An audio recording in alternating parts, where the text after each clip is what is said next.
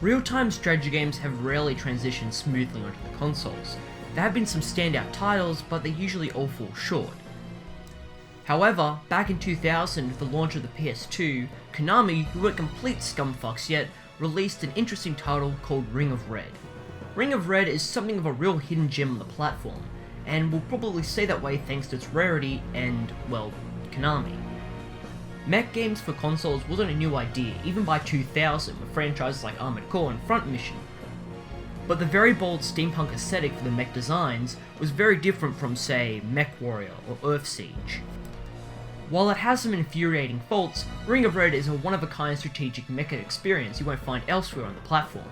One of the finer elements of the game is actually the story. RTSs tend to have a very weak narrative to push along the gameplay. The only titles I can think of which had engaging stories was World in Conflict, Warcraft 3, and that's the end of the list. Ring of Red's setting was so intriguing it really drove me to play more with the game. Beginning in 1964, where the nuclear bomb wasn't used on Hiroshima, yet World War II still ending a similar way, Japan is a divided nation. The communist North Japan is backed by the Soviets, while South Japan follows America's democratic system. Much like Korea, these two different ideologies have spurred much conflict in the region. You play as a young ace pilot, Uesuga, of the Southern Japanese forces, while training with some advanced hardware. An advanced prototype model is stolen by Kaio, an equally excellent pilot from Northern Japan. After getting wrecked by Kaio, Uesuga is tasked to lead a team of fellow pilots to take out the stolen prototype, lest it be used by the enemies, leading to you travelling through both sides of Japan. This fellowship of the MacGuffin trope has been done before. Thankfully, the world of Ring of Red and its characters are very engaging. Instead of a bunch of wide-eyed kids, you're working with tough veteran troops, many previously fighting in the Second World War. Everyone understands that war is tough and full of hardships, but they have their own reasons for fighting. Uesuga gradually finds meaning through leading his troops, but the other supporting characters are generally likable individuals. Unfortunately, the entire game is text-based only, which was fine on, say, the PS1 or N64, but come on, this is the next generation, do I really have to make up the voices in my head? Now, you've probably noticed this already, but those little character portraits never change. This is pretty weak, and detracts the more serious moments in the story, where something terrible happens, yet everyone looks pretty casual. Now, while the world of Ring of Red is still much the same as ours, the introduction of the automated fighting weapons greatly changed warfare. Removing all the technical bravado and science fiction from the traditional mecha appearance, you're essentially left with a 20th century humanoid tank, and the results are anything but unoriginal. Sure, practically speaking, a tank would work better, but if you love steampunk and mechs, here's your dream game. Well, sort of, since it's a strategy game, not an actual simulator. The tactical gameplay is broken up in two portions. The first is styled like a grid board game, where you move around your units, engaging enemy forces and attacking and securing positions on the map. Initially, you're limited to about 4 units, but like an RPG, more members join your team, bolstering it to 8. You have quite a few missions, most of them involve a similar series of objectives. Some have you take and hold a position such as an enemy base, while others are simply taking out all hostile units. Before you begin a mission, you want to outfit your teams with their human squads that will back them up in combat. Disappointingly, this is all the pre-mission choices you can actually make. Ring of Red's gameplay is all turn-based, however it's not very clear with who's moving next, and I don't like it that you're restricted to a singular unit each turn. It definitely limits your strategic planning. However, the game shows both yours and the enemy's possible movement spaces available for their unit. This makes it a lot easier to avoid the enemy's attacks and play more defensively. Moving around is pretty straightforward. Besides fighting, you can stay back and recover, fixing up and resupplying your mech and troops at the cost of ending your turn. Now, engagements simply begin with a unit approaching another or still being in their attack range. Besides your mech, each unit is supported by up to 3 additional ground troops, 2 serving on your flanks while the 3rd working as your crew. The game then switches to a 3D plane with hulking robots and soldiers blasting at each other from across the map. But all the scenery and special effects is merely the background aesthetic. It's all about the engagement distances. Sure, it may look daunting, but you only use about half the actual buttons on the controller. The top of the screen displays your distance between the opposing forces. This is important with the type of AFW you're using. In total, there's 4 variants you'll command throughout the game. Assault pieces are good in most circumstances, notably at medium range. Lighter vehicles are best at close range and have better maneuverability. Long-range AFWs can take and deal a lot of punishment, but are complete sitting ducks. Later in the game, you'll get to use close combat mechs, which are all about getting in tight and smashing the opponent. Attacking starts when a reloading gauge fills up, allowing you to fire. Once you select the firing option, you switch to a scope as a percentage gauge slowly climbs, indicating the chance of hitting your target. Your aim is affected by your position, the mech you're using, incoming fire that may interrupt or damage your weaponry, and the special abilities the enemy has. Once someone fires, you have a brief scene showing the round hitting or missing its mark, as well as the damage inflicted. You can also fire at ground troops to eliminate the supporting skills. Besides simply shooting, you can also fire special rounds like AP shells, smoke bombs, and anti-personnel weaponry like white phosphorus. These don't require you to aim, but you're very limited with how many there's available depending on the crew you have on board, so moderation is key. Each pilot has special skills they can deploy a limited amount of times, that increases with more experience you gain through fighting, much like an RPG. At first, it's light stuff like firing or reloading quickly, but soon you can target the enemy's weapons or attack the enemy vanguard for heavy damage.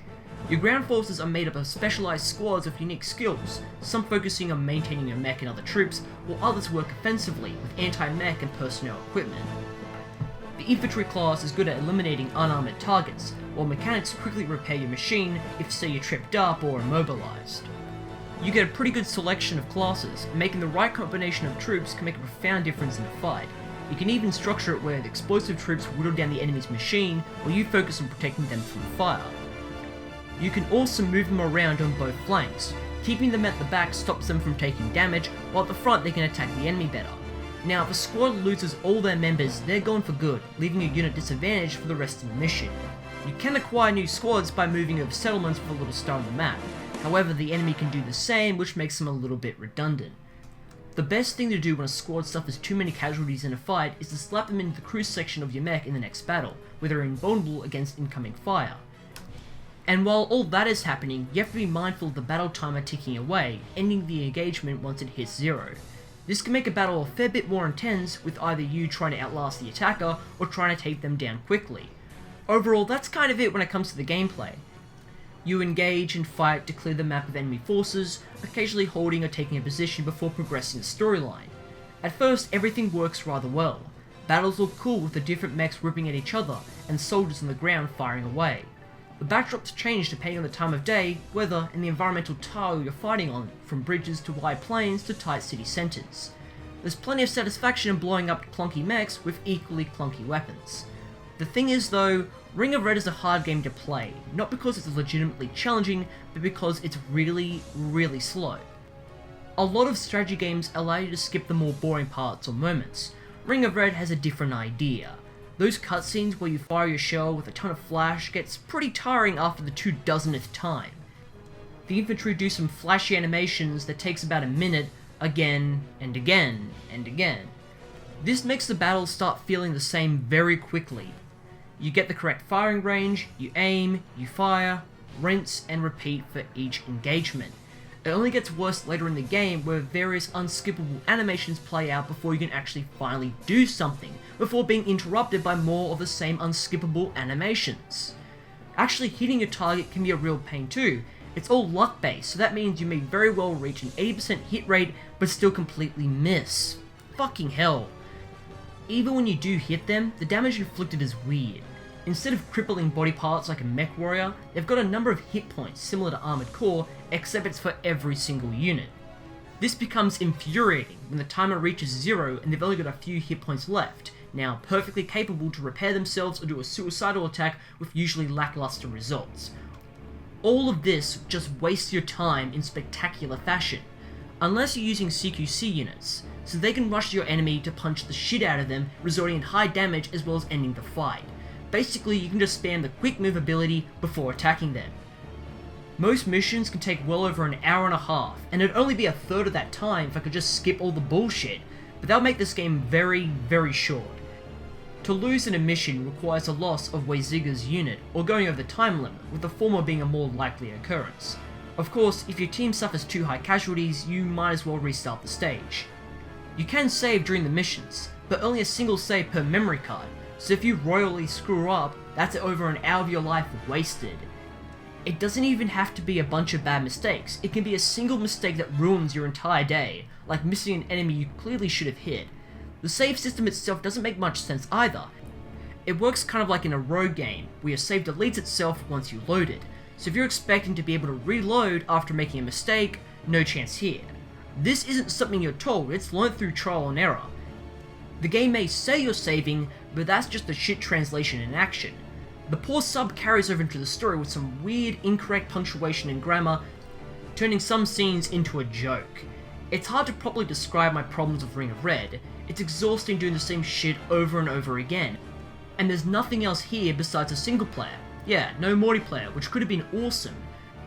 But the story is really good, and it's so different from other strategy and mech games, I really recommend it. Honestly, this would make an excellent anime. The thematic weight is here and Konami is never going to touch the license again. While I don't like it as much as I might have done back in 2000, I can still really respect Ring of Red for trying something different and coming off, if not wholly great, a memorable experience and a real gem on the PS2.